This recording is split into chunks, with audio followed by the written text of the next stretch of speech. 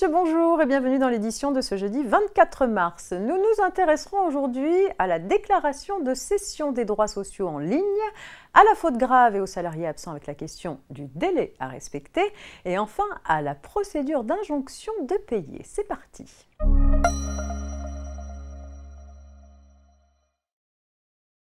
Depuis juin 2021, il est possible de déclarer en ligne un don manuel à partir de son espace particulier sur le site impôts.gouv.fr. Désormais, les cessions non constatées par un acte de part sociale ou d'action de société non cotée sur un marché réglementé peuvent également être déclarées en ligne.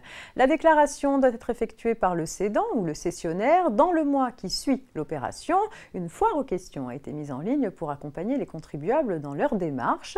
De plus, les droits d'enregistrement dus au titre de la cession, qui varient en fonction de la nature des droits sociaux cédés, peuvent être réglés en ligne.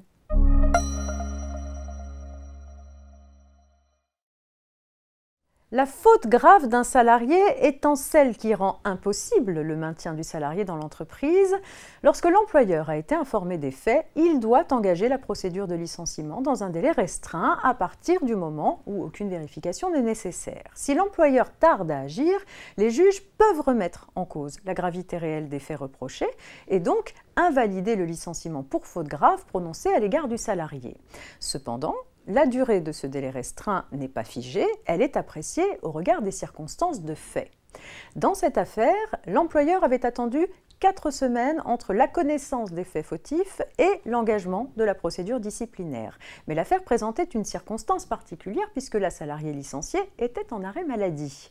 La Cour de cassation a confirmé le caractère sérieux du licenciement en relevant que le fait pour l'employeur de laisser s'écouler un délai entre la révélation des faits et l'engagement de la procédure de licenciement ne retire pas à la faute son caractère de gravité dès lors que le salarié dont le contrat de travail est suspendu est absent de l'entreprise.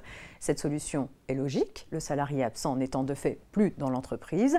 La nécessité pour l'employeur d'agir rapidement afin d'écarter le salarié de l'entreprise s'avère moins impérative.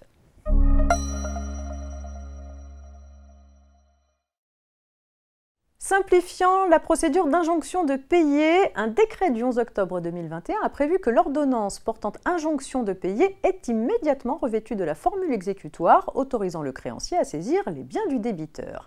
Cette réforme est effective depuis le 1er mars 2022. Le texte prévoyait qu'une fois revêtue de la formule exécutoire, l'ordonnance devait être signifiée au débiteur avec la requête accompagnée des documents justificatifs produits à l'appui de celle-ci.